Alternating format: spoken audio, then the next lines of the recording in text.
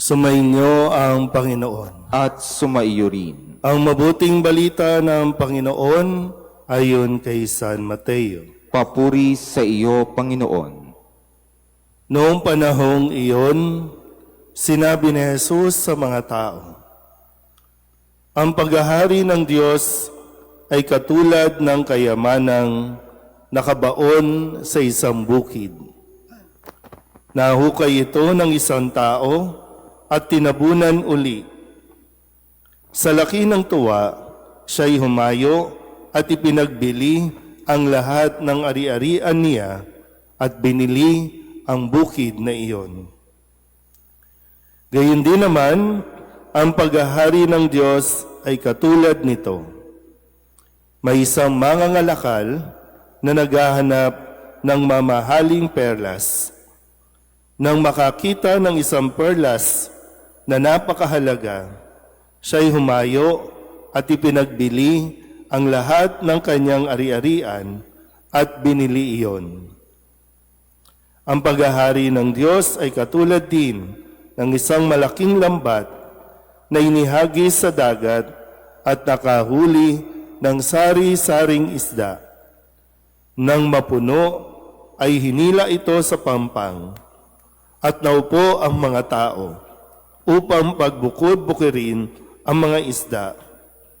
Tinipon nila sa mga sisidlan ang mabubuti, ngunit itinapon ang mga walang kwenta. Gayon din ang mangyayari sa katapusan ng daigdig.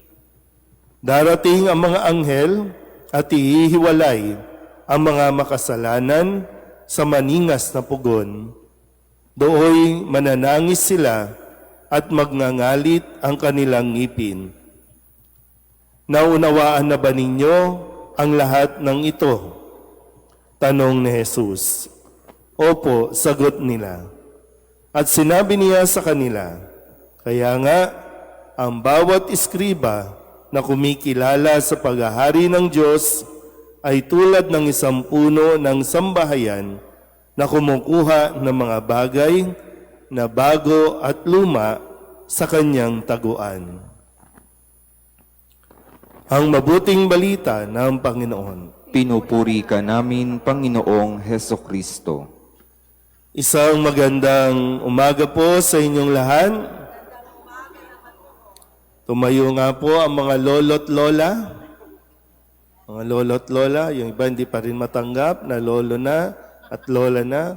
Palapakan po natin ang mga lolo't lola natin na mga naririto. Salamat po.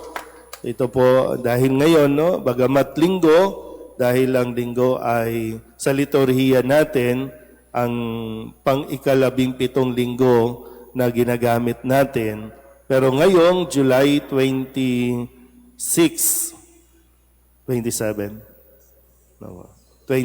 no, ay kapistahan ni Santa Ana, ang lola ni Jesus, ang biyanan ni San Jose, ina ni Maria, kaya inararangalan natin at binibigyan natin ng panalangin, espesyal na panalangin, ang mga lolo't lola na kadalasan sila ang mga nag-aalaga sa inyong mga anak o sa kanilang mga apo.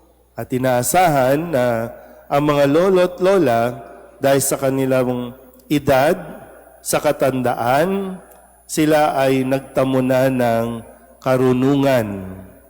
Kaya kailangan, no, yung matalas ang pag-iisip, pag-unawa ng mga nakakatanda. Kaya para bang, no, sa kabataan, ang inihiling sa kanila, kalakasan. Sa pagtanda, inaasahan natin sa atin na mayroon tayong pinagkakatandaan. Mahirap yung tumatanda lang. Mayroon nga rin tinatawag na tumatanda ng paurong. Mayroong matatanda, minsan mahirap kausap. Mayroong mga matatanda na ang prinsipyo, baluktot. Pero mayroong, yun nga po, no, ang inaasahan dahil marami na tayong karanasan, marami na tayong naranasan, ibig sabihin, marami na tayong natutunan At kailangan natin ibahagi ang mga karunungang ito sa mga anak, lalo tigit sa mga apo. Pag nilayan din, no? Sa mga lolo at lola ba na naririto, kayo ba ay nilalapitan o kayo ay nilalayuan? Ano sa tingin ninyo?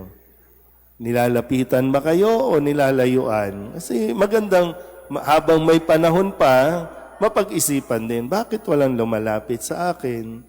Diba, no? Pero ganun pa man, isang biyaya, no, ang tumanda. Tandaan niyo po ha, isang biyaya ang tumanda. Pero dapat tumatanda tayo ng may pinagkakatandaan bago pa man umabot sa punto na tayo po ay yung panahon na para humarap sa Panginoon. Nitong mga nakalipas na linggo ay sunod-sunod na talinghaga ang ipinaliwanag ni Jesus para mas maunawaan natin ang paghahari ng Diyos o maging ang kalooban ng Diyos.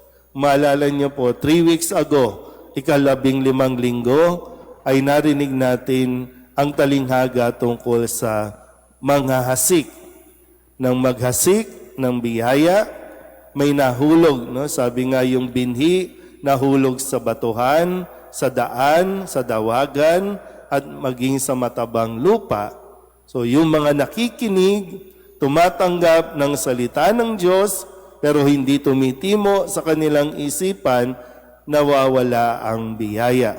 Pero kapag tayo po ay handa at naa-absorb natin ang salita ng Diyos, doon tayo magbubunga.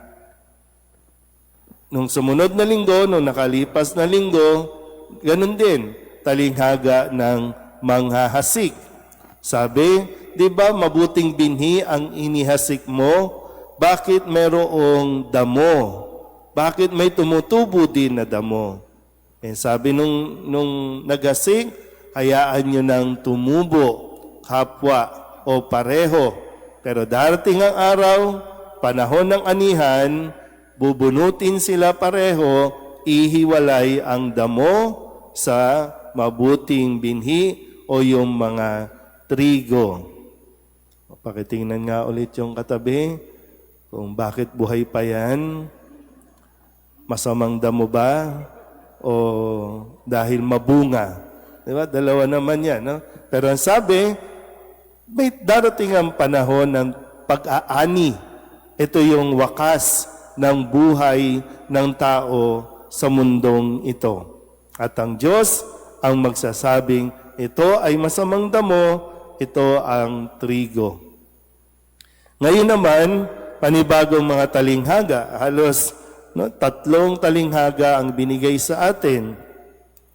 Isang nakahukay ng kayamanan, isang nakakita ng mamahaling perlas, at yung isang katulad ng malaking lambat na inihagis at nahuli ang lahat. Biruin niyo po yan ha, lahat. Kung babalikan natin ulit, nung nagsaboy ng binhi, lahat naman nakatanggap, di ba? Lahat nakatanggap. Nang ihagis ang lambat, lahat nahuli, lahat ng uri, masasama at mabubuting isda. Lahat. Pero ang sabi pa rin ay ihiwalay ito sa tamang panahon. Sabi niya, ganyan ang pagdating ng wakas o katapusan. Ganyan ang mangyayari sa katapusan ng daigdig. Kaya ang panyaya sa atin ay magpatuloy tayong maghanap. Patuloy nating hanapin ang karunungan. Pag sinabing karunungan, ang Diyos. Kaya maganda po, no? Sana magsimba muna yung, lalo na ang Pangulo natin, no? Ang Presidente natin. Sana makapagsimba rin siya ngayong araw na ito. Kasi maganda yung halimbawa. Kasi bukas, di ba, no? State of the Nation may SONA tayo bukas at ilang taon na lang ba siya? 2 taon, no? 2 taon. Yung maganda kasi yung panalangin ni Solomon, itong nasa ating unang pagbasa. Anong hiniling niya? Hindi kayamanan ng mundong ito na pwede namang ibigay sa kanya ng Diyos. Siya na yung hari, siya yung itinalaga. Pero anong hiniling niya? Karunungan para malaman kung paano ang humatol ng matuwid at tama sa kanyang pamumuno. At kapag ang isang tao naman po mayroong karunungan, taglay niya ang kayamanan na hindi mananakaw o mauubos. Karunungang magdadala sa kanya sa langit. At ito rin nawa, kaya sinasabi ko kanina, nawa, habang tumatanda tayo, huwag tayong tumandang paurong. Tumanda tayo ng may karunungan, nang sa ganon, makapagbigay gabay tayo habang naghihintay tayo na kunin ng Panginoon. Maging malawak. Hindi ko lang alam ngayon kung tayo bang matatanda na mga naririto, malawak ba ang ating pag-iisip? Tingnan nyo nga ulit yung katabi ninyo. Kaya bang magbigay ng payo? O baka naman, isa na tayo dun sa mga, ang isip lang natin, pera. Minsan, mamamatay na lang, pera. Diba, no?